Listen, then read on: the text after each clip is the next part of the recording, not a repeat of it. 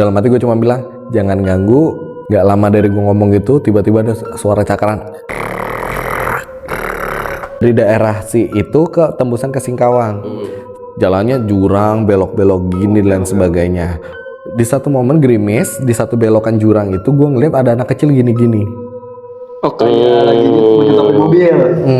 Anak kecil gini-gini tapi telanjang. Tukangnya itu pernah tidur di ruangan kamar belakang lantai 3. Dia diganggu sama mbak-mbak perempuan berbaju merah itu. Baju merah ya. Masih dirukiah lah. Udah sampai lantai 2 pakai air bidara dan lain sebagainya disemprot-semprot gitu. Gak tau nih momen dia yang mana. Dia nyemprot. Pas dia nyemprot,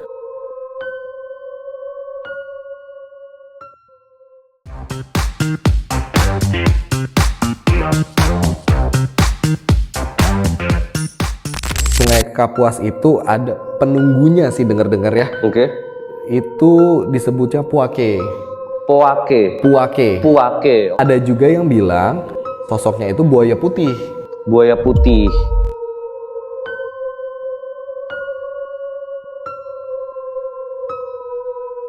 Oke. Jadi Kecamatan Paloh ini dia itu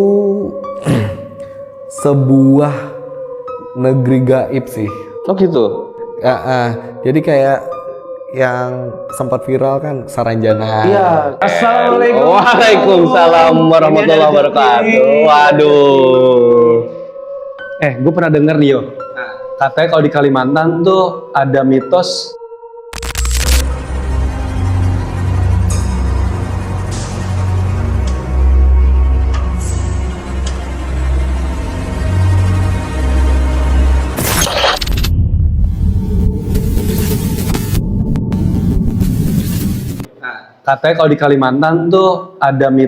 minum air dari Sungai Kapuas ya. Betul. Nah, ini gue punya minuman baru nih. Wih, di. Extra Joss Ultimate. Sama ini ada makanannya kue pukis khas daerah Roxy nih, pukisnya. Kue pukis Atoy. Oh, legend nih. Antri nih. Antri bang. Kan extra jus saset ya bro ya. Sekarang ada yang pakai kaleng gini ya. Pakai kaleng biar lebih dibawa kemana-mana ya. Betul, praktis. Langsung minum aja, dan ini ada kandungan yang berbeda dari extra joss yang saset. Ini tuh ada extra ginseng, green coffee, tinggi vitamin B3, B6 dan juga B12. Dan kemasannya kalau gue lihat lebih classy gitu loh. Classy. Ya kan classy banget. Classy banget. Elegan. Anak muda banget. Anak muda banget. kan gitu. Anak muda banget. Ya lagi gitu.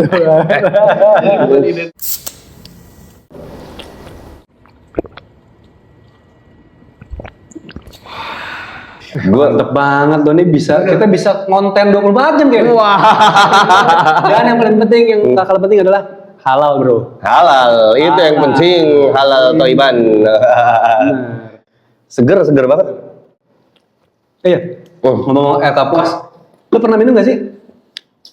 Pasti pernah lah kayaknya. Oh iya.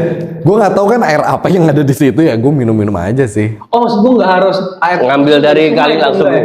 Gue nggak pernah kepikiran. Gue kira tuh mitosnya kayak gitu ya. Enggak. Mungkin kan air yang mengalir di sana itu juga termasuk mengalir ke perumahan segala macam, terus ada yang dimasak terus diminum itu juga mungkin termasuk. Ataupun mungkin air resapan tanah yang di sana, air resapan dari Sungai Kapuas, gue nggak tahu juga kan. Mitosnya bisa bikin betah ya. Bikin betah katanya. Ya tapi balik lagi mungkin itu balik lagi mitos, karena memang pada dasarnya di sana pun memang suatu tempat tinggal yang bikin nyaman dan betah sih. Betul. Menurut gue ya, yang beberapa kali juga kesana main ke tempatnya dia gitu. Nah ada yang gue tanya, sebelum gue tanya nih, kita cobain lu nih. Ini Pukis UMKM nih. Jauh dari studio kita nih, dari Roxy, dari daerah Biak. Namanya Pukis Atoy. Aduh. Yoi, cobain. Masih anget nih kayak ini. Mantap. Nah tuh yang coklat, yang keju. Gue cobain ya. Terkenal dari udah lama loh. Ini gede ya. Dan pas nih kan gue keju, pas gue potek lihat tuh keju. Ada kejunya. Dan coklat juga kan? Coklat. Jadi bukan cuma syarat ya, ini kejunya memang keju kalau kata orang ya. Bukan keju. Pakai caps lock. Atoy. Mantap. Nggak heran bertahan lama ya. Nah sambil kita ngobrol-ngobrol aja kali ya. Lo kan udah lama di Kalimantan. Nah gue pernah nonton yang episode lari awal, lo pernah punya pengalaman waktu kecil? Iya. Nah itu gue udah dengar. Nah selama lo di Kalimantan lo punya pengalaman nggak sih? Apalagi gue dengar dari lo punya apa ya?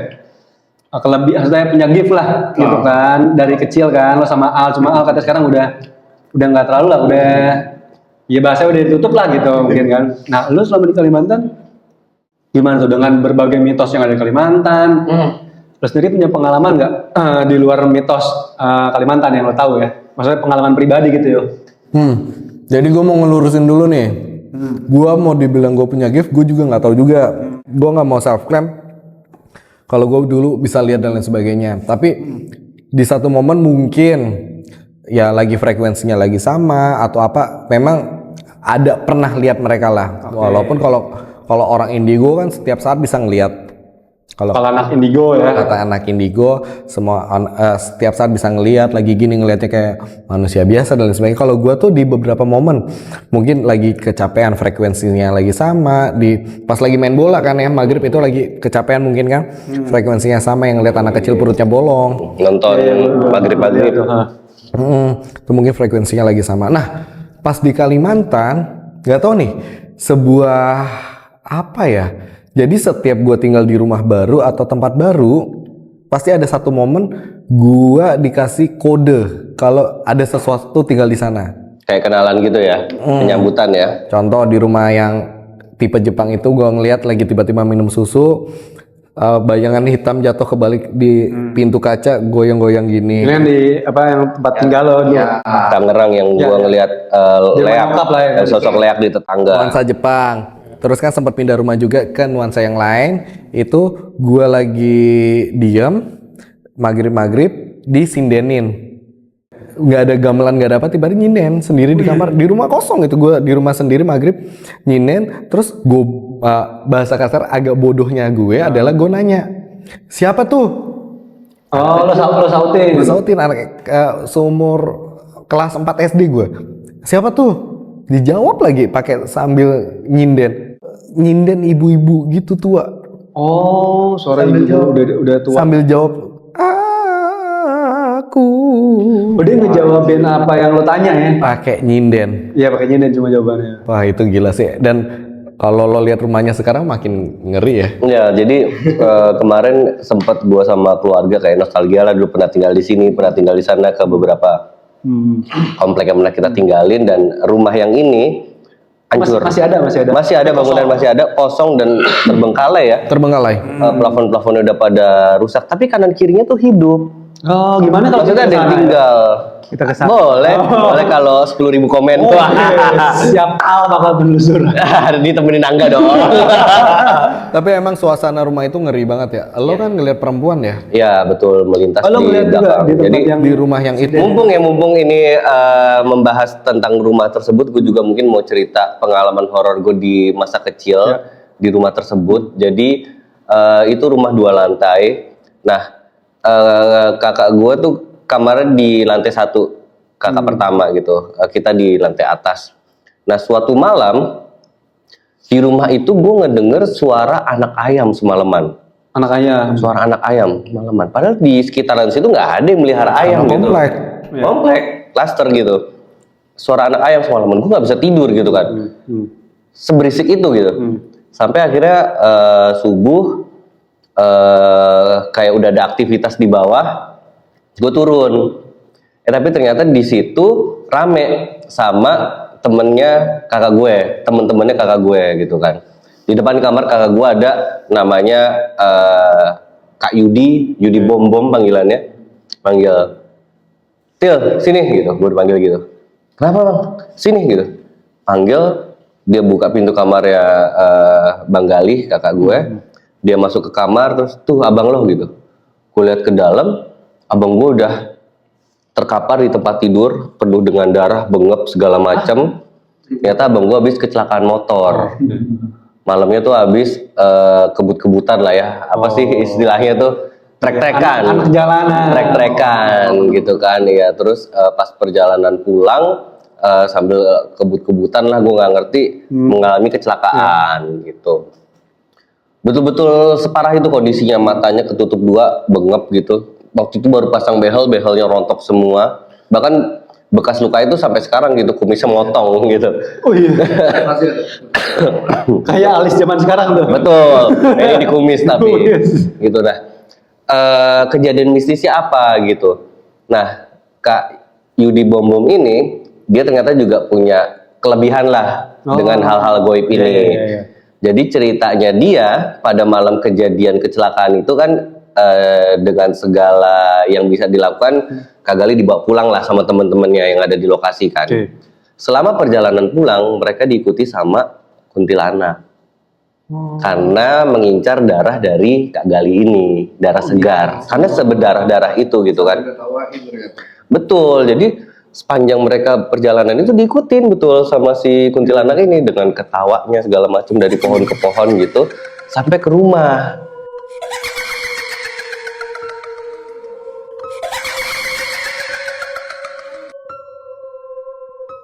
Nah, kalau dikaitkan kembali, salah satu indikator memang adanya kuntilanak ini kan salah satunya ada suara anak ayam. Ya, gue pernah dengar mitosnya gitu ya. Mitosnya seperti itu, dan itulah yang gue dengar semalaman gitu. Nah, karena Kak Yudi Bom Bom memang cukup akrab dengan hal-hal mistis dan goib ini, karena tahu dia diikutin kuntilanak, sama dia rambut kuntilanak ini mau dipotong katanya. Waduh. Senekat itu. Jadi dia karena memang udah sering banget ke rumah, dia tahulah letak gunting di mana, diambil dicari si kuntilanak, mau digunting rambutnya. Berarti sempat minjem gunting berarti? Udah tahu tempatnya lah karena udah sering ke rumah kan Kak Yudi kan ngambil gunting itu. Dikejar si kuntilanak ini karena katanya rambutnya mau digunting. Bercandaannya katanya ya, ini mungkin teman-teman bisa koreksi juga yang lebih paham, ketika kita gunting rambut kuntilanak nurut itu bisa ditaruh di bawah bantal, terus potongan rambutnya nanti kuntilanak itu akan datang untuk meminta dikembalikan rambut itu. Bisa dilakukan negosiasi. Ada yang minta nomor kayak gitu-gitu, togel kayak gitulah. Katanya seperti itu. Nah, ketika diambil gunting dan dicari kuntilanaknya, si kuntilanak itu akhirnya pergi. Dicabut. Gitu. Nah, setelah malam itu kakak gue udah sembuh segala, dibawa ke rumah sakit sembuh segala macam. Suatu hari, gue lupa deh kejadiannya. Kalau nggak salah, abis yang Rio mendengar sinden itu, akhirnya kan diceritain kan kemana-mana ya, kita cukup jadi merasa parno lah ya. Akhirnya kita sempet tidur di satu kamar di atas. Nah, malam itu yang belum tidur gue sama Kak Gali. Nah, Kak Gali mau ke toilet, tapi dia lebih nyaman di toilet kamarnya dia di bawah gitu kan. Dia ke toilet bawah, yang kondisi belum tidur gue. Ya udah, mau nggak mau gue ikut ke bawah karena di atas udah pada tidur semua kan. Gue ikut ke bawah, Kak Gali masuk toilet, gue nunggu di depan toiletnya. Jendela kamarnya Kak Gali kebuka. Jendela kamar ke halaman belakang. Ke halaman belakang. Gue lihat dengan sangat jelas ada sosok yang ya kuntilanak lah ya, perempuan dengan baju putih lewat. Anjir merinding. Lewat. Bukan jalan begini ya. Kalau jalan kan orang napak gini kan. Ini bener-bener lewat gitu.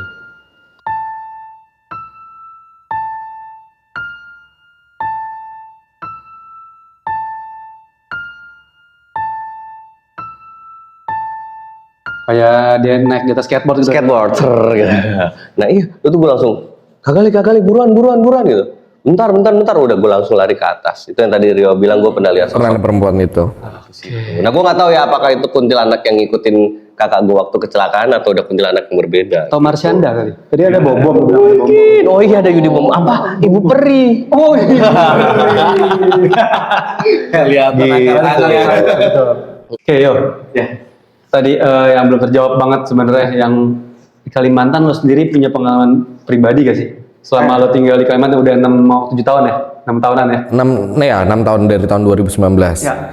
Jadi kalau bilang pengalaman sih ada kaitannya juga kali ya dari gua kecil. Setiap pindah tempat baru itu ada aja momen-momen. Tapi gua mau gua mau jelasin, gua mau klarifikasi kalau gua nggak mau dibilang gue self claim bisa ngeliat atau gue indigo atau gimana, tapi di satu momen juga ya kayak Attila bilang pas lagi ada ketemu sama temennya mama bilang bisa lihat ya gitu ya. Oh iya si om itu ya bilang mau dihilangin, ternyata nggak bisa dihilangin betul karena ini dari keturunan. Itu sih. Nah, jadi di setiap di setiap momen itu gue ada di tempat baru, pasti gue ditunjukin atau dikasih kode ada gue loh di sini. Bahasa kasar kayak gitu. Kayak perkenalan. Nunjukin eksistensinya gitu ya. Yes, Eksistensinya yang diajak tadi kenalan. kayak cerita-cerita sebelumnya, sama ada juga nih momen gue pas lagi pertama kali tinggal di Kalimantan. Gue ngerasa pintu rumah gue dicakar-cakar. Kayak kejadian kita kemarin Bang sama Mas Abai. Berarti kayak suara orang gesek-gesekin kuku, garuk-garukin kuku. Garuk-garuk dari atas ke bawah. Kaca itu tuh yang kemarin. Itu awalnya pintu. Hari ini aman. Alhamdulillah. Setengah 11 malam. Alhamdulillah. Alhamdulillah. Jadi waktu itu gue hari pertama tinggal di Kalimantan. Jadi itu sebuah komplek baru, pembebasan lahan juga di daerah Kota Baru. Gua nggak mau nyebutin nama jalannya, tapi sekarang jalannya udah bagus banget. Udah rame lah sama komplek baru, dan itu komplek baru di jalan itu. Belakangnya masih hutan lah, masih banyak pohon dan lain sebagainya. Nah, di hari pertama itu ada mertua gua, ada istri gua, ada anak pertama gua tidur di kamar masing-masing. Gua main PS di ruang tamu. Main PS di ruang tamu. Hutan di Kalimantan sini tuh bukan hutan yang masih ada harimau gitu-gitu ya. Jadi di Kalimantan Pontianak ini bukan yang ada harimau dan lain sebagainya. Jadi masih ada kayak pohon kelapa lah, masih banyak gitu-gitu. Nah, di satu momen itu gue lagi main PS jam 1 malam, gue biasa tidur pagi gitu. Tiba-tiba gue ngerasa merinding. Sama merinding-merindingnya dalam satu momen, tapi belum ada kejadian apa-apa. Gue tarik nafas, dalam hati gue cuma bilang, jangan ganggu, saya cuma mau numpang tinggal di sini dan saya nggak ada niatan ganggu. Gak lama dari gue ngomong gitu, tiba-tiba ada suara cakaran dari pintu belakang gue sini. Oh, ini pintu utama masuk rumah. Pintu utama masuk rumah. Dan di depannya masih tanah kosong, masih dalam tahap baru mau dibangun. Masih kosong. Kafling gitu ya. Iya. Tapi masih bentuk beberapa pohon-pohon kecil lah, gitu. Dan di pintu itu ada bener-bener kalau cakar di pintu tengah gitu kan kedengaran tuh dari atas ke bawah. Iya. Gue ngeliat dari ventilasi nggak ada apa-apa kali ya, dah nggak ganggu kali ya. Masih main PS bunyi lagi, dah matiin tidur aja, nggak berani ngecek juga sih gue nggak berani ngecek juga sih. Mungkin ini rumah yang Pontianak berarti ya. Rumah Pontianak. Ini kalau nggak salah ya, yang gue pernah kesana kan, ini berarti perumahan yang memang cuma satu lurusan jalan doang kan? Satu lurusan Dan itu jalan. baru bangunan yang ini yang jadi, yang di seberangnya Belum masih jadi. dalam tahap proses mau dibangun lah ya. Dan yang belakangnya masih kelapa-kelapa. Betul. Oh gitu, ada kejadian itu. Ada kejadian itu hari pertama sampai di rumah itu. Oke. Hari pertama, malam pertama. Welcome, iya. Tapi biasanya kan ketok-ketok nih langsung Iya, cakar ya. cakar ya. Kuku, jelas itu kuku. Dan bukan kuku pendek ya, kuku panjang. Iya. Suaranya sejelas itu soalnya kan. Suara sejelas itu dan bukan sekali. Kalau ter gitu kan mungkin kayak ada serangga yang emang lagi nabrak atau gimana atau ada apa kan. Ini ser udah kan.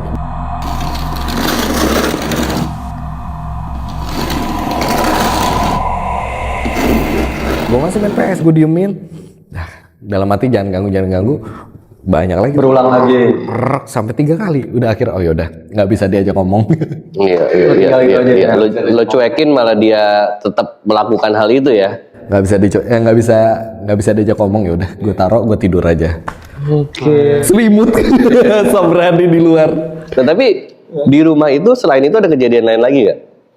Selain itu nggak ada. Oh, memang itu hari pertama itu aja ya. Itulah. Besoknya nggak ada kejadian kayak gitu. Nggak ada Maria? kejadian apa Pak. Dan anggota keluarga lain nggak ada yang ngalamin. Nggak ada. Anak-anak gitu kan biasa anak-anak Iya, masih sensitif, sensitif Pak. tuh. Sejauh itu anak gue kan masih setahun, nggak ada yang nggak tidur nyenyak itu sampai detik kita pindah ke Pemangkat masih aman sih. Oke.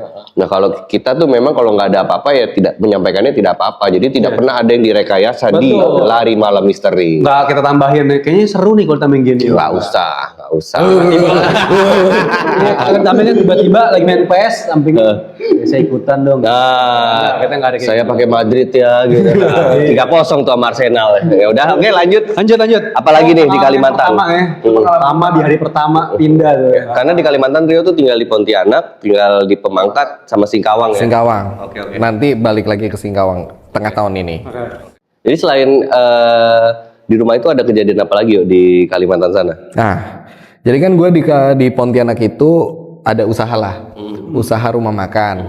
Sambil gue kan punya dulu hobi nge-MC lah, jual suara. Jadi di momen gue sambil jualan rumah makan itu, gue sambil cari-cari side job gue mau cobalah jadi penyiar radio. Oke.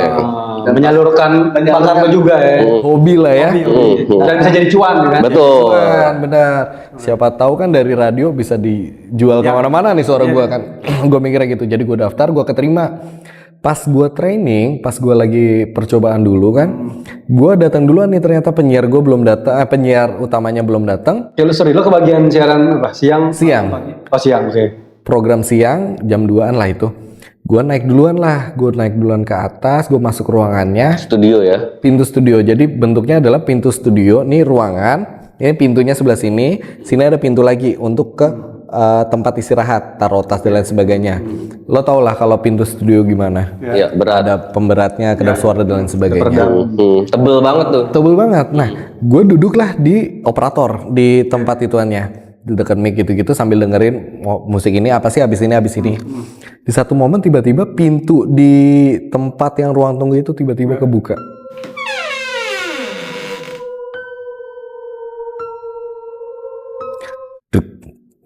Bukanya pelan lagi. Tapi benar-benar kebuka ya, kebuka. Dan itu kan harus pakai tenaga banget ya, nggak mungkin angin sih kalau pintu studio Kan sih. dia berat dan benar-benar tebel. tenaga. Oke. Gue diem doang, gue liatin. Bentar. Ini lo posisi sendiri atau ada produser atau apa sendiri? Gue sendiri dan emang serem sih tempat itu, tempat radio itu.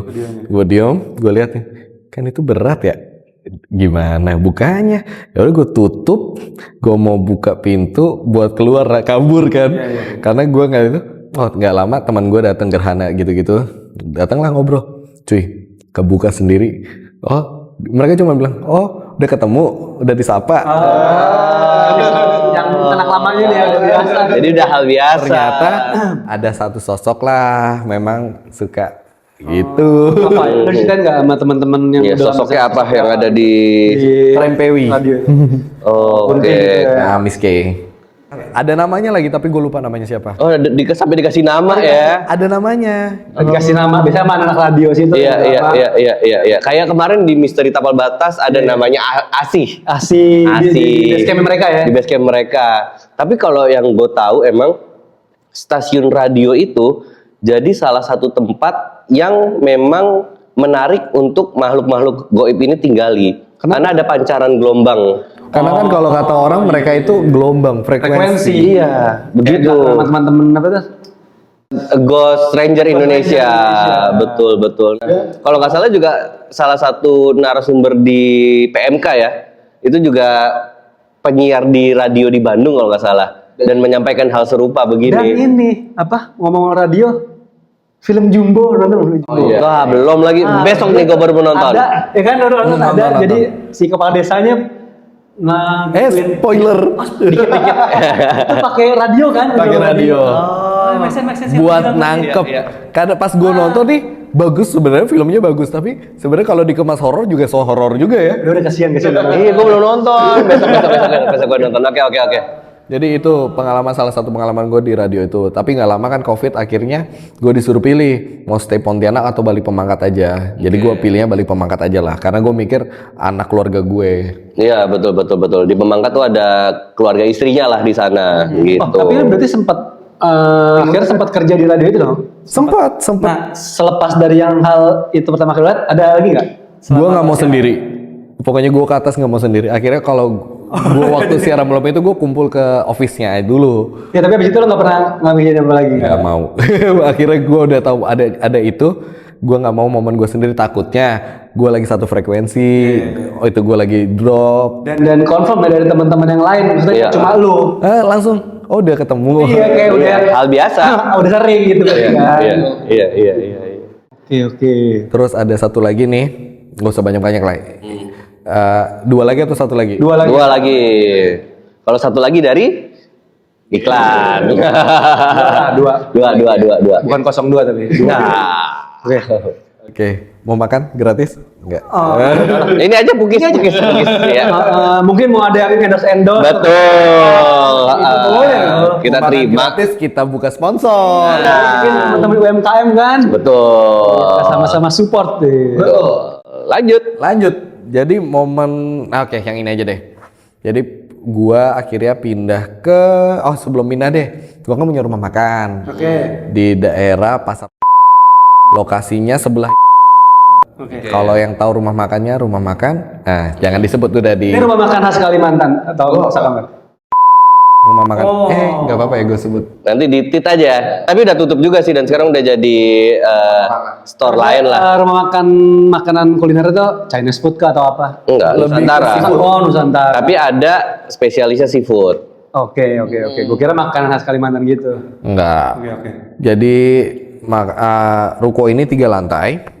Jadi sebelum itu gue survei dulu nih sama mertua gue, survei beberapa tempat, akhirnya ke satu itu karena di jalan besar kan kita pikir, jalan besar dekat salah satu pasar juga kan, orang lapar dan lain sebagainya. Gue survei lah ke sana, udah deal dan lain sebagainya. Pas lagi mau renovasi kan gue sama mertua gue sama ada satu kontraktornya atau mandornya atau gue waktu itu si marketingnya gue lupa momen itu siapa yang nemenin, ngobrol-ngobrol sama mertua. Gue jalan ke belakang ke arah tangga. Ini posisinya di lantai 1 ya? Lantai 1. Pas gue ke arah tangga ada yang melongok gini.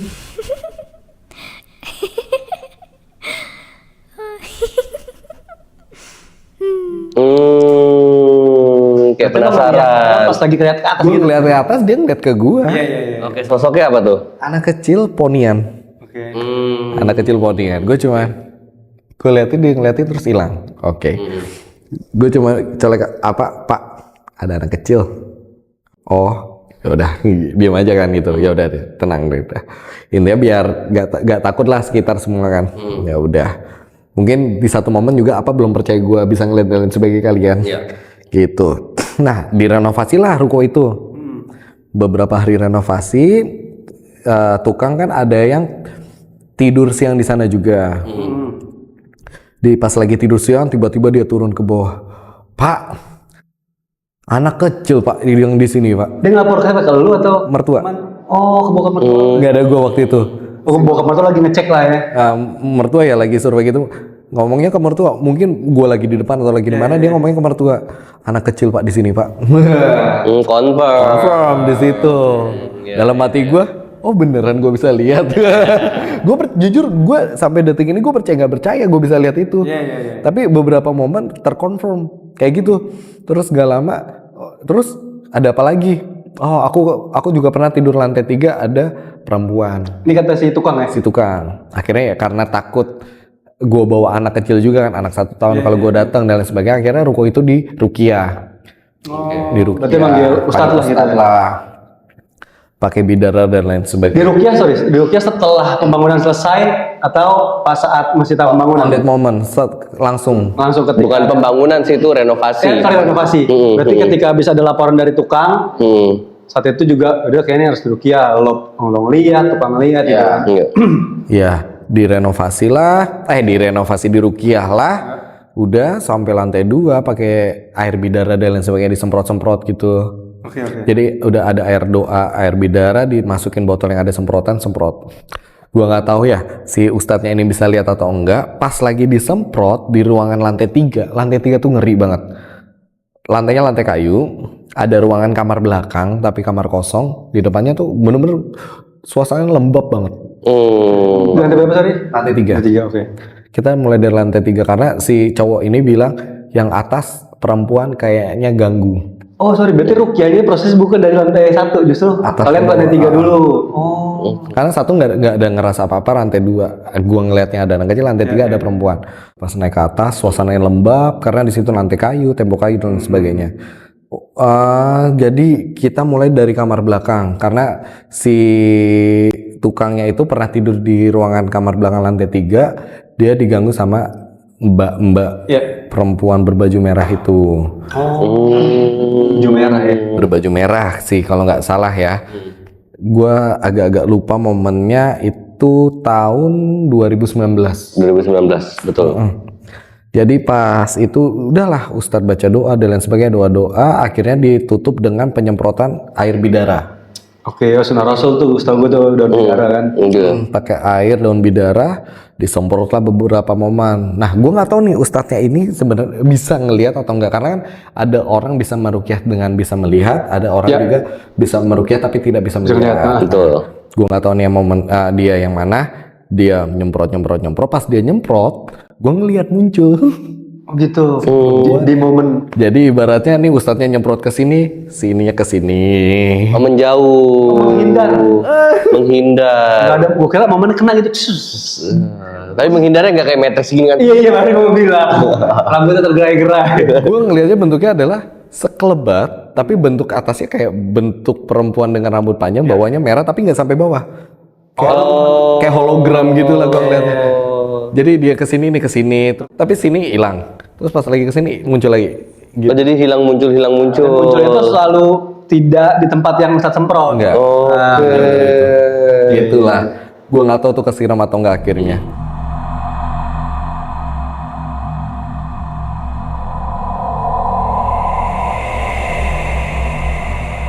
Udah akhirnya udahlah selesai.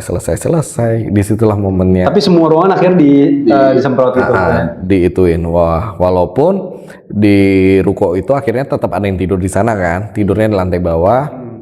Setiap malam dengar di dapur ada suara kelontang-lenteng lah. Ada aktivitas. Di lantai 2 ada yang lari-lari lah. Tetap. Lantai 2 tuh yang lo lihat anak kecil ya. Anak kecil itu jadi tempat lesehan gua makan. Tempat lesehan mereka makan, restoran gua untuk lesehan gitu. Nah, lantai 3 difungsikan nggak akhirnya? Lantai 3 enggak. Memang tetap dibiarkan kosong. Memang biarin kosong aja lah. Daripada gue paksain ada apa kan. Iya. Terus karyawan lo pernah ada ngadu gak curhat ke lo atau Itulah si yang tidur di sana, Mas Yuda. Ya di dapur suka ada suara kelentang-kelenteng, Ada aktivitas di lantai atas, yaitu suara lari-lari. Tapi nggak pernah ada lihat sosok atau Lihat sosok nggak pernah. Tapi di lantai Mungkin 2-nya dia itu lebih cuek sih. Dan udah biasa juga kali di kitchen sebelumnya tidur sana nggak ada. ya, nah lu sendiri selama menjalankan usaha ini di ruko itu ada mengalami hal lain nggak, atau cuman dia memang saat ruqyah itu aja lo ngeliat si sosok perempuan ini menghindar-hindar Gak itu tahu tadi? ini ada kaitannya atau enggak ya, yang kayak cerita gue sebelumnya hari pertama. Oke, hari anak pertama kecil. lo buka usaha. hari pertama nih Dateng ke gedung itu yang lihat anak kecil itu. Mungkin kalau yang itunya muncul gara-gara ya disiram bidara itu kali. Iya. Oh, berarti Jadi 2 momen itu aja berarti ya. Pas pertama kunjungan ke ruko itu pas mau renov yang anak kecil ya. Kedua begitu momen ruqyah ruko tersebut. karena sayangnya usaha ini tuh tidak berumur panjang karena terpaksa tutup gara-gara COVID. Oh iya 2019 Padahal enak loh. kan nggak lama. Oh itu enak banget Lo loh. harus coba lo. Gue nyobain seafood manapun itu dia khas, beda banget. Ada bumbu rahasianya. Bukan di Jakarta mungkin? Mungkin di Seafood, kualitas seafoodnya beda. Oh iya, karena di Kalau lo sana pernah fresh ya. Kalau lo nyoba seafood di Kalimantan Barat itu beda deh. Masih fresh gitu kan. Iya benar. Pas lo nyoba seafood sini beda deh rasanya. fresh karena dekat dengan Emang pesisir kan? oh iya benar dekat dengan sumber sih. Iya. Ikannya ini kan masih fresh. Oke, selain itu ada apa lagi? Tadi kan 2 nih, berarti masih ada 1 lagi nih. Oke, jadi ini ada salah satu momen juga deh. Pertama kali gua ke Sambas buat setelah nikah lah. Beberapa kali setelah ke Sambas, nikah sama bini gua, jalan-jalan lah ke Sultanan Sambas. Di dalam perjalanan itu gua semobil sama Bang Gali, sama keluarga-keluarga lain, sama Delvi dan lain sebagainya. Gua nggak tahu di daerah mana karena gua belum hafal ya. Gua ngeliat pas gua lagi nyetir, kain bener-bener sebentangan berapa meter, 10 meter kali ya, bener selebar itu kain terbang putih. Lo lihat di pandangan depan berarti maksudnya? Di depan? Bukan di spion ya? Jadi ini gue lagi nyetir di depan dan sebelah gue Gali kan. Kalau gue tanya Gali ngelihat harusnya berarti gue nggak halu. Ada spray ketiup angin atau gimana kan gue mikirnya kan. Bang lihat nggak? Lihat apa? Di atas depan. Apaan sih? Oh nggak ada. Bang Gali abang kita. Bang Gali. Ini siang atau apa? Yang waktu kita ke Sambas Pas rame-rame itu. Ya kan ada kalian. Beda mobil sih ya kita. Iya beda mobil. Iya, Dulu iya. aku pinjam mobil yang Bang Rafiq atau lo yang pinjam mobil yang Bang Iya, pokoknya 2 mobil ya kalau nggak salah kita ada. Oh gitu. Sebelah gue kalau nggak salah Bang Gali. Ini masih terang kan? Udah jalan pulang. Oh, OTW pulang. Iya. Senja kalah. Iya, menjelang maghrib lah. Maghrib, Iya. mereka tuh biasanya. gue ngeliat ya kain putih panjang gitu. Itu cuma sekali, tapi nggak ganggu sih. Ya sekelebat gitu aja ya. Dan ini ada satu kisah kan, gue akhirnya pindah pemangkat, gue membuka usaha itu bantu mertua untuk penjualan ikan. Oke. Mertua punya usaha kapal ikan, penangkap ikan, gue bantu cari untuk ya yang belilah konsumen. Kalau mendistribusikannya lah gitu ya. Sebagai pendistribusiannya kemana. Nah, salah satu yang belum kejamah sama kita itu untuk pembeli itu di daerah Nah, itu Kalimantan mana? Kalimantan Barat. Barat juga. Oke. Nah, gue nggak tahu nih, nanti di bip aja kali ya. Ya. Oke, di daerah itu, dan memang terkenal di daerah itu banyak salah satu suku. Ya. Suku yang lumayan terkenal lah di sana. Lumayan terkenal di sana. Dan memang perjalanan menuju ke sana tuh nggak deket. Waktu itu gue lewat Sanggauledo itu Sambas, itu jalurnya jauh banget dari itu, dan memang sawit dan lain sebagainya, Hutan ya. Tapi jalanan udah bagus. Jalan udah bagus. Semenjak presiden yang sebelum ini memang jalanan bagus sana. Anda ini ya kayaknya. Enggak, tapi emang bagus. Bagus, gue bilang bagus, enggak gue bilang enggak. Ini hanya sebatas jalan aja ya Pak ya, pembahasannya ya Pak ya. Saya enggak itu, jalan memang bagus. Nah, udah sampai sana. Pemandangan selama perjalanan adalah kuburan di atas bukit. Kuburan di atas bukit itu kuburan emang TPU atau kuburan 1, 2? Kuburan TPU. Oh, emang. Oke, jadi ada banyak makam ya. Ada banyak makan beberapa itu perjalanan. Nah, pulangnya gue lewat ke arah tembusan ke Singkawang. Dari daerah itu ke tembusan ke Singkawang. Jalannya jurang, belok-belok gini dan sebagainya. Pas lagi di perjalanan itu momennya gerimis, hujan. Tapi sepi ya? Maksudnya jalanan itu sepi atau lalu lalang kendaraan banyak? Ada lalu lalang motor, mobil, tapi ya 1, 2. Ya nggak rame lah ya. Jadi pas gua jalan momen pulang, gua berdua sama mertua gua. Ya. Di satu momen gerimis, di satu belokan jurang itu gua ngeliat ada anak kecil gini-gini. Oh, kayak lagi menyetopin mobil. Anak kecil gini-gini tapi telanjang. Cewek, cowok? Cowok. Gue kira main hujan dan lain sebagainya kan. Gue Telanjangnya betul-betul tanpa pakaian sama sekali atau cuma telanjang dada doang? momen agak jauh kan. Agak jauh, gue ngeliatnya mungkin sampai sini telanjang. Gue nggak tahu, gue nggak merhatiin bawahnya kali ya. Tapi momen atasnya telanjang, dia telanjang dada gini-gini. Set, gue giniin apa? Pak, lihat nggak? Apa yuk? Enggak, ya udah. Gue putar itu murotal lah di itu. Di mobil, Udah lewatin aja, udah momen itu. Tapi selama pulang, gue ngerasa berat banget badan gue. Setelah melihat sosok anak kecil itu. Setelah melihat sosok anak itu. Pulang, dan momen itu adalah momen sedang COVID. Daerah semua Indonesia ini lagi COVID. Gue mikirnya gue kena COVID. Oh iya. Gue mikirnya gue kena COVID. Mencoba logis lah ya. Gue logis. Hari pertama gue isolasi mandiri. Tapi lo swab test nggak? Nah, di hari pertama itu gue manggil swab test. Akhirnya gue swab, gue negatif. Di hari ketiga juga, sampai hari ketiga gue ngerasa gue kenapa nih? Oh, masih ngerasa berat nih? Sampai 4 hari. Yang lo rasa cuman berat doang atau lo juga hilang indera penciuman atau ada ciri-ciri COVID lainnya? Kayak sakit aja, ngerasa badan gak enak dan sebagainya. Tapi yang paling utama berat badan. Turun 5 kilo, 6 kiloan dalam 4 hari. Oh iya, sampai segitunya ya. Tapi lo makan, jadi nggak mau makan, jadi nggak nafsu makan. Akhirnya satu momen gue samperin apa, bilang, Pak, kayaknya bukan sakit biasa deh Pak, boleh minta tolong panggil teman apa yang bisa rukiah nggak?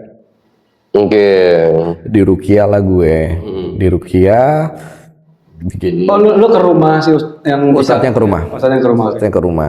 Ustadz ke rumah bisa baca 3 kul nggak, kul huwallah dan lain sebagainya, dibacain terus gini mual rasanya, emang kayak ada mual. Iya, biasanya kan efek gitu ya kalau rukiah kan. Emang ada mual gitu. Gue percaya nggak percaya kan sama rukiah sebenarnya, tapi di satu momen gue butuh banget nih. Butuh banget, dan memang ternyata pas lagi itu gue ngerasa mual. Emang gue nggak muntah-muntah kayak yang di film-film atau orang-orang yang di video ya. Gue cuma kayak mual pas lagi di gini, kayak gitu doang. Padahal sebelumnya lo nggak mual ya? Gue nggak mual apa-apa. Pas lagi di momen rukiah dan ngerasa pas diginiin kok ini panas. Lo ngerasa jari ini panas? Sepanas itu. Oke. So, oke, Mas Satrio juga sambil pegang, sambil baca Kul Huwallah, dan gue ngerasa kayak gue mau muntah, plastikin tapi gue nggak muntah, wah gitu doang. Cuma owe-owe aja. Owe doang. Tapi setelah itu gue ngerasa enak banget badan. Tapi lu nggak sampai keluar muntah ya, cuma owe terus-terusan ya selama proses itu. Iya. Jadi memang bukan medis ya. Bukan medis. Setelah itu lo merasa membaik, jauh lebih sehat lagi. Sehat lagi. Dan logikanya nggak masuk akal banget 4 hari turun 6 kiloan gitu gimana? Tapi Ustadznya ngomong apa pas itu? Biasanya suka ngejelasin, iya ada ini gitu. Nah, lu ketempelan atau apa? Nah, yang tadi gue jelasin mungkin ada 2 ini yang emang bisa ruqyah dan emang yang bisa lihat sama yang nggak bisa lihat tapi bisa ruqyah. Ngobatin. Nah, mungkin yang satu ini yang bisa ruqyah aja sih. Jadi gue nggak banyak diskusi apa-apa dan gue juga nggak mau tahu lah. Ya, yang penting sembuh ya. Jadi gue sehat bisa kumpul lagi sama keluarga gue gitu. Karena setelah itu enak ya berarti maksudnya. Ya walaupun tadi lu bilang sempet nggak percaya. Tapi gue percaya nggak percaya, gue nggak tahu ya siapa yang nempel. Apakah memang anak itu mau ngasih tahu ada yang di belakang gue ngikut atau gimana? Mungkin baik atau enggak, atau memang anak itu yang nempel. Gue nggak tahu siapa yang nempel gue. Ya, tapi terlepas itu bener maksudnya, walaupun tadi Rio sempat bilang gue ntar percaya nggak percaya dengan ruqyah, tapi emang sunnah kita sunnah Rasul emang metode penyembuhan ruqyah gitu. Iya, betul. Dan terbukti tadi setelah di ruqyah alhamdulillah Dan memang kita merasa better gitu. Iya, betul. Nah, ngomongin ruqyah, tadi kan dikatakan sunnah Rasul ya, dan gue sangat mengimani itu gitu. Kita percaya. Tadi mungkin yang disampaikan percaya nggak percaya itu karena ada beberapa oknum yang menyalahgunakan ruqyah ini gitu. Mengaku dirinya bisa seorang tokoh agama, mengaku dirinya ustadz, mengaku dirinya habib, membisniskan lah ruqyah ini gitu kan. Karena gue juga pernah jadi korban gitu. Nih mungkin sharing aja ya, di rumah nyokap ya di Bilangan Tangerang sana tuh memang adalah beberapa kali gangguan gitu. Tapi bukan gangguan ekstrim sih. Ada gangguan-gangguan tapi bukan gangguan ekstrim bukan ke lo doang berarti ke keluarga gitu. Bahkan yang tidak sensitif pun juga merasakan lah gitu. Karena bisa menirukan suara, bisa menirukan wujud, tapi itu jarang ya. Dan anggota keluarga berarti yang anggota keluarga, ini salah satu ceritanya deh. Gue lagi nyuci piring lah di dapur, ada suara nyokap gue ngucapin salam, assalamualaikum gitu. Nyokap gue lagi pergi, waalaikumsalam gitu. Tapi karena gue posisinya lagi nyuci piring, gue jawab aja gitu. Kok nggak masuk gitu. Gue kira selesai cuci piring, gue tengok ke depan, nyokap belum pulang dan baru pulang beberapa jam setelah itu gitu. Terus gue tanya, mama tadi sempat pulang? Enggak, ini baru pulang gitu. Itu pertama. Yang kedua pernah kebalikannya. Nyokap gue baru pulang dari luar, dia ngucapin salam, gue merinding. Assalamualaikum gitu kan. Katanya gue nyautin di dalam. Gue merinding banget. Lagi pergi. Waalaikumsalam gitu. Nyokap gue nungguin dong, gue bukain pintu. Kok lama nggak buka-buka? Ya ternyata emang karena gue nggak ada di rumah gitu. Terus terakhir yang waktu itu kejadian sampai akhirnya kita mencoba mencari orang yang bisa meruqyah rumah. Itu di rumah tuh ada rak buku. Kondisinya mungkin waktu itu sudah lama tidak dibersihkan, jadi ada debu. Di rak ketiga ya yang memang cukup lumayan tinggi itu ada jejak kaki anak kecil. Mungkin di bawah sejempol gini ya. Iya, kecilnya kecil bukan baby ya. Bayi lah, iya. Jadi tuh ya betul-betul kaki terus ada jarinya gitu. Tapi gue lupa jarinya itu nggak 5 ya, 4 apa 3 apa gitu. Pokoknya bukan jumlah normal gitu. Ada jejaknya dan hanya satu napak gitu doang di antara debu-debu itu. Gue waktu itu ada fotonya tapi kayak sekarang udah hilang ya karena ini udah lama banget gitu. Karena kejadian itu cerita kemana-mana terus ada temen lah yang merekomendasikan di ruqyah aja rumahnya ada kenalan gitu. Oke. Dikasih kontaknya, janjian, minta dijemput waktu itu di daerah Bilangan Serpong. Dia tinggalnya di Banten sana lah gitu. Ketemu di daerah Serpong, kita jemput ke rumah kita di daerah Karawaci gitu kan. Sampai rumah, dia terus dia sendiri. Karena dijemput saya izin nyalain rokok ya kata dia gitu. Silahkan gitu kan. Dia bakar rokok, ngobrol. Udah berapa lama gangguannya segala macem. Terus dia ngomong. Itu kipas anginnya boleh dimatiin nggak gitu? biar auranya, energinya lebih terasa kata dia gitu. Oh, gitu. Oh iya boleh, kita matiin kipas anginnya. Dia ngerokok, nanya-nanya segala macam. Terus oke, saya mulai ya kata dia gitu. Saya izin ke belakang kata dia gitu, sambil bawa rokoknya ini. Dia ke belakang melakukan doa-doa segala macam. Lo ikut tuh atau? Enggak. Kita nggak boleh ikut. Nggak boleh ikut. Terus Berarti lo nggak tahu? apa yang dia lakukan gitu. Terus dia ke depan lagi, dia bilang, saya boleh pinjam handphonenya yang ada kamera biar bisa foto sosoknya kata dia gitu. Wih, canggih nih gitu kan.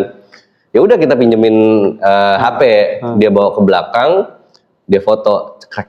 Terus dia ke depan, alhamdulillah bisa tertangkap sosoknya, tapi setelah ini langsung dihapus ya fotonya kata dia gitu. Oh, gitu. Ditunjukin sama kita di handphone. Ditunjukin sama kita handphone fotonya. Di situ gue mau nahan ketawa, tapi gue menghargai.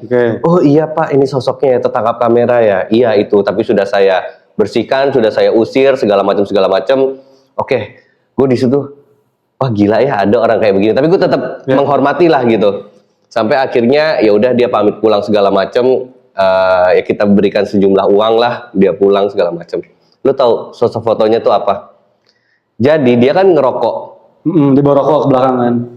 Kipas minta dimatiin. Jadi itu rokok nggak dibuang sama sekali puntungnya, terus kebakar. Jadi abunya itu. Abu itu yang difoto sama dia dari jarak dekat. Abu rokoknya Cekrek. Kan ada bara api kan? Iya. Bara apinya beberapa kayak itu. mata kayak itunya. Itu matanya kata dia gitu. Oh, jadi close up banget. Itu dia merasa kita sebodoh itu gitu. Kok pas dia nunjukin, terus dia langsung dihapus fotonya, takut membawa keburukan segala macam gitu. Tapi ya udahlah kita hormati segala macam. Tapi ya karena itu mungkin dari situ kita ada pengalaman itu. Ya dengan sorbannya, dengan gamisnya, dengan alimnya gitu. Itu ya. Gue percaya karena ruqyah itu memang baik dan memang sunnah Rasul, tapi menyayangkan lah ya oknum-oknum seperti ini. Dan pertama kali gue tahu dia nggak bisa adalah pas dia datang ngobrol-ngobrol itu lewat sosok. Dan gue ngeliat dia tidak ada reaksi, tidak ada apa. Oh beneran gak nih orang bisa ngeliat? Gue ngeliat tinggi gue itu lagi lewat depan gue. Ini ustadznya, ini guanya. Ini ustadz kan duduk yang bangku yang sana, gue yang duduk deket tangga kan. Duduk lewat depan gue si sosok itu. Ustadznya ngerokok, diem aja ketawa-ketawa gini ngobrol-ngobrol. Oh nggak ngeliat nih orang. Oknum ya. Betul sih, itu tuh yang ngerusak. Sangat disayangkan. Dari si ruqyah ini yang padahal udah anjuran dari Rasul kan. Betul. Nah sorry, pas saat itu lo panggil peruqyahnya ada perjanjian seberapa nominal nggak? Sukarela ya. Dia tidak menarifkan ya, tapi dia sukarela berarti. Sukarela. Ya? Betul. Iya tuh kayak gitu tuh oknum tuh bisnis kan. Betul, Padahal ada kalau dia sempat viral nih. Ada dia itu peruqyah. Gue lupa diangkat sama akun TikTok atau YouTuber gitu. Ini bener-bener kayaknya emang orang ini bisa ruqyah syar'i gitu. Bahkan sama dia nggak menarifkan, tapi saking emang kayak ini orang nggak membisniskan itu, kehidupannya secara ekonomi itu susah banget. Tapi emang sosok yang baik emang. Bahkan dia tidak menarifkan, bahkan pernah menggratiskan ruqyah gitu. Maksudnya justru sosok ini justru yang sebenarnya pantas gitu untuk mendapatkan apa ya rezeki dari yang memakai jasanya gitu, dibandingkan oknum-oknum yang nggak bertanggung jawab ini gitu loh. Itu dia. Dan berbalut agama sih itu yang paling ngeri. Itu dia yang rusaknya di agama dijadiin bisnis, agama dibawa ke politik. Betul, makanya jualan ayat lah, jualan agama gitu. Yo minum dulu. Biar adem. Nah yuk, tadi kita ngebahas tentang horor Kalimantan, mitos segala macam soal pengalaman lu di Kalimantan. Menurut lo, yang pernah tinggal di Pulau Jawa dan juga Pulau Kalimantan, ada perbedaan nggak sih mistis di Pulau Kalimantan sama di Pulau Jawa? Ya menurut lo aja. Iya. Kalau pengalaman gue ya, pengalaman gue sih bedanya ya. Kalau gue ngelihat momen lagi ngelihat di daerah Jakarta sini sih momennya tidak bentuk sosok yang 100% wujud. maksudnya masih bayangan, Oh, masih bentuknya nggak sampai bawah. nggak utuh gitu. Walaupun di rumah mama gue pernah ngeliat kuntilanak dari bawah sampai atap. Sampai plafon. Jelas jalan lambat itu ada 1 menit 2 menitan jalan itu gue ngeliatin aja. Ini beneran gak sih gue kedip gue melek gue kucek masih ada jalan. Dari gudang sampai ke kamar mandi jalan. Oh ya udah. Kayak yang di kamar mandinya studio RJ5. Iya. Setinggi plafon. Iya. Itulah itu yang gue lihat benar-benar paling wujud. Nah di Kalimantan gue ngelihatnya benar-benar wujud. Anak kecil bentuknya wujud. Solid ya. Solid ya istilahnya solid. Kain terbangnya solid. Si yang anak kecil yang pakai celana putih itu juga bentuknya kelihatan jelas. Itu bedanya sih yang gue lihat. Kayaknya lebih itu aja sih, lebih berani nampakin. Itu tapi sih intinya yang gue tangkap sih dimanapun gue berada, apalagi gue pendatang, adat istiadat harus tetap di itu sih, sopan santun. Apalagi kita pendatang kayak gitu sih. Dimanapun ya, nggak hanya di Kalimantan ya, mau di daerah manapun lo berpijak ya jaga adab sih betul. Betul, apalagi kayak ada yang tadi kemponan harus menghargai apa yang di itu, ada sopan santun, ada istiadat yang harus jaga sih. Dimanapun sih berada, nggak harus di Kalimantan. Bener-bener. Gue pernah denger sih, soalnya pernah denger tuh lupa dari siapa, tapi ini dibilangnya di Kalimantan nyebut gitu kayak, lo kalau ke Kalimantan tuh jangan ngasal ngeludah gitu, karena kita di Jakarta suka gitu ya. Nah, ada yang pernah bilang gue kalau ke Kalimantan lo jangan sembarang ngeludah, walaupun sebenarnya lo ludahnya karena pengen buang rek atau apa, takutnya khawatirnya ada orang Kalimantan gitu atau suku tertentu yang melihat dan merasanya seperti melecehkan gitu. Nanti udah lo dipungut katanya, besok lo bisa kenapa-napa katanya gitu. Lo pernah denger gak kayak gitu di Kalimantan? Jujur sih gue nggak pernah dengar, tapi kayaknya itu ada istiadat di mana kali ya? Iya mungkin. Di mana aja kan ngeludah kayaknya nggak sopan kali. Iya. Itu juga nggak sopan juga lo ngeludah di mana. Mungkin jorok juga. Buat mitos kayak gitu biar kita nggak ngeludah sembarangan. Betul, biar beradab aja jadi orang. Kan nggak sehat juga air liur itu sembarangan. Apalagi kalau ngeludah di Singapura. Oh iya betul, bahkan ada dendanya kan. Tapi gue balik lagi nih cerita ngeludah, gue ada pengalaman unik yang sampai sekarang gue nggak pernah ngeludah lagi di tempat umum. Jadi ini kita berenang di daerah, gue sebutlah di PSC, Permata Sport Club.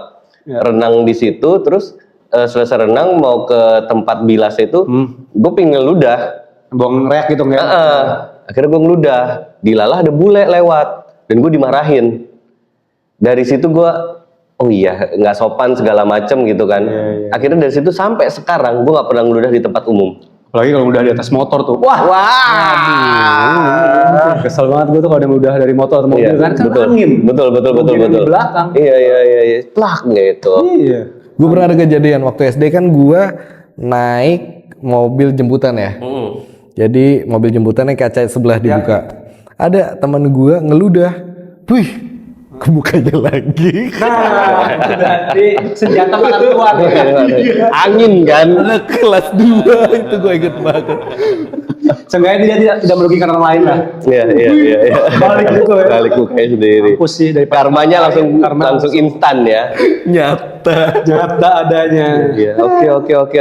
Ya mungkin itulah episode kali ini ya. Thank you banget nih Rio udah mampir lagi ke Lari Malam Misteri dari Kalimantan. Dan setelah ini Rio akan menjadi cabang dari Lari Malam Misteri di Kalimantan. Buka cabang ya. Buka cabang kita di sana. Jadi Rio akan mengundang narasumber-narasumber yang ada di Kalimantan. Khususnya Kalimantan Barat. Khususnya Kalimantan Barat. Lancar ya. Lancar semoga gitu. Siapa tahu bisa ngundang teman-teman di Kucing Malaysia juga nih. Oh pastinya. Filipin atau iya Kak Ros mungkin ya. Jangan lupa. Kampung Durian Runtuh itu. Nah intinya dari yang semua kita bahas ya tadi itu ya, adat istiadat, sopan santun harus kita junjung dimanapun kita berada. Betul. Karena gue percaya mitos itu ada untuk menjaga itu sih. Iya. Gitu, dan pastinya goib itu ada. Ya. Dan Lari Malam Misteri tidak bosan-bosannya untuk mengingatkan kita tidak perlu takut karena agak falset. Ulau, itu gangguan ya. Iya, itu gangguan mistis ya. Karena derajat kita lebih tinggi dari mereka. Betul banget. Nah, teman-teman misteri, thank you banget buat yang udah nonton episode kali ini. Tidak bosan-bosannya lari malam misteri untuk meminta support dari kalian. Jangan lupa like, comment, subscribe, dan juga di-share biar makin banyak yang menyaksikan channel kita, makin banyak yang subscribe sehingga bisa mencapai 1 juta subscriber. amin ya Allah, amin ya Allah. Nah, thank you banget Rio. Thank you juga, Ditunggu Bang Al. video-video dan cerita-cerita dari Kalimantan. Wih. Bakal Bang Angga, mohon saya join lagi ya. Oh, Berarti ini ada harus 2 dong. cabang lari, ada Ada di Pulau cabang. Jawa, Kalimantan. Bisa jadi luar negeri. Amin. Tahu kan. Pas lagi main ke Kucingan soalnya dekat Iya, Pemandangan bener-bener. Kucing. Oke.